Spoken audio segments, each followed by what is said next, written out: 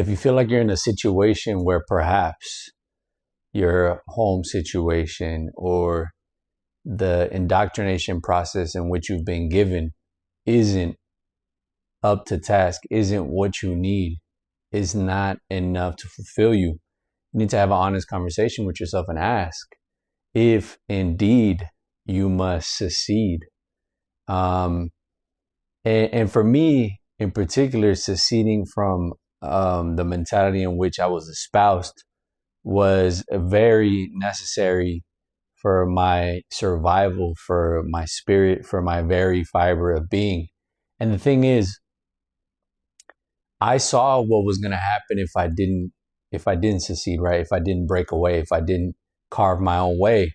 And my examples were my two siblings. So, at the time, I can't really blame my father for what the situation was, right? He was given a certain prescription on how to go about life, and it made sense in the 70s, in the 80s, and the 90s, right? You go to college, you get a degree, you get a job, and you sail off into the sunset. You rest on your laurels, right? And that makes sense. That makes sense for a very long time. That did make sense. That was sort of the gauntlet. That was how you made it in life. That was how you secured a wife and a home and stability, a sense of livelihood, duty, responsibility, all those things.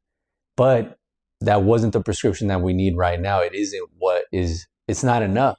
It's not enough to get it done.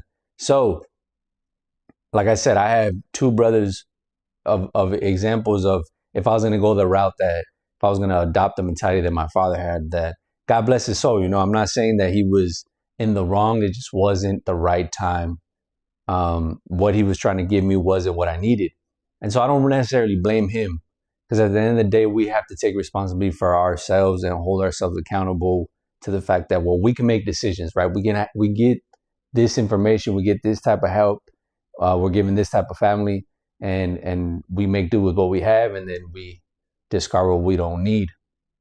And so, just to give you the examples of, if I was going to go the route of my father and the mentality that he gave me, one brother of mine is basically a closeted homosexual alcoholic. And I don't mean that to disrespectfully. I don't mean that to say that he did something wrong. But if that's what you're going to do, then that's what you're going to do. And I'm talking about a 30-year-old man that's still drinking away every free time that he has. But even worse than that, my other sibling is just a stoner, just high all the time, eating food, sitting around, never worked in his life. And I'm thinking to myself, this is the mentality that my father had, right? This is what he could produce. This is what it yielded. And I knew, in my younger years, that it wasn't gonna be fulfilling enough for me. I had something in me. I had a fire in me that I don't think was gonna be able to burn had I gone that route. And so I had to make an honest assessment. I had to make an honest decision and say, I gotta break away. I need to secede. I need to declare my independence, right? I need to formulate my own constitution, one that felt like was authentic to me, because I noticed that in order to kind of numb myself and force myself to do these things, I needed to basically I needed to self-medicate, essentially, was to get to where to get to function in a situation that didn't feel optimal for me, that didn't feel like it was enough for me.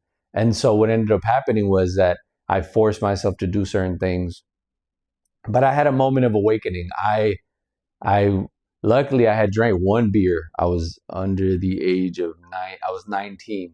I had gone out with some buddies. I drank one beer with my food, and I got pulled over, and I got a DUI for one beer, because, if you're underage, you're underage. It doesn't matter if it's one drop or one bottle. And so I lost my license. And looking back, that was the best thing that could have ever happened, because that year I didn't have a license. I couldn't go anywhere. I didn't have any more friends. Those guys ceased to exist. And it was just me and myself. And that was the first time that I sort of became intimately acquainted with solitude, with loneliness. And it was a hard thing to deal with at an age where you needed to socialize, right? Or at least I thought that was like a necessary thing. and I liked it at the time. So here I am, very lonely on a lonely path, and didn't really have the resources or the tools to necessarily deal with what I was dealing with. But the one thing I did have was that I leaned into reading books, and I started really digging into that, and that really did help me realize that I could learn and do whatever I wanted for myself without needing anybody else to help me in that process. And so you got to have those fork in the road moments. And if you don't find them, then you eventually you'll be presented with them, and it might be too late. So better now than later. And in that case, I thought it was the best thing that could have ever happened to me, because then I could really sit down with my thoughts and formulate a plan and try to get out of my situation. Because the reality was, if I continued on the same path, I was just going to end up like my siblings, and it wasn't the route that I wanted to go. And it didn't, and I felt like I needed more I expected more from myself. I knew that I demanded more, and that I knew there was more to life than just being drunk all the time or just being high. And I knew that if I didn't change something about my living circumstances, that I was going to end up in the same position. And I just didn't want to be a loser. I mean, that the fear of that was much more paralyzing than the fear of failure for me. I just didn't want to feel like a loser. Who cares if people saw me as such? I just didn't want to wake up every day and know that I didn't give it my all. I hadn't tried enough to make something of myself, and that I could have went the easy route, right? Because the easy route was to go that route, because my father would have just pretend like everything was okay, like he does with my other brothers, just pretend like everything's okay, when in reality it's like you've produced, poorly atomized individuals that are not men. They're children in men bodies, right? Old dudes, but child minds. And so, look, at the end of the day, it's like we get what we get from our families, and we appreciate whatever they give us. But at the end of the day, we have to make do with what we have. And then accountability is probably the best thing that we have in this situation, where it's like we have to decide what we do with the circumstances we're in.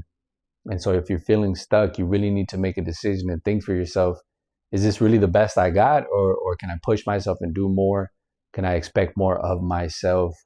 For any other reason besides simply saying that I was able to make do with what I had, and I was able to make something of myself. And I think that's really just the beauty of life right there, is just seeing if you can carve character, and do these creative things and have a creative outlet, and being able to realize your imagination and put it onto something and leave a mark somewhere. And you do what you want with that info. But at the end of the day, the message of the video is that, right? Is that if you need to succeed, then you need to be honest with yourself and say, you know what, it's time for me to get out of this situation, at least. And even if it's not physical, but mentally pull away from that mindset that is just you see what it's gonna produce, you see the outcome that it's gonna yield, and you have to decide if that's something that you want for yourself. Because if it's not, if you're like me, then you realize I need to leave here. Well, anyways, I hope this helps, and I'll see you in the next one.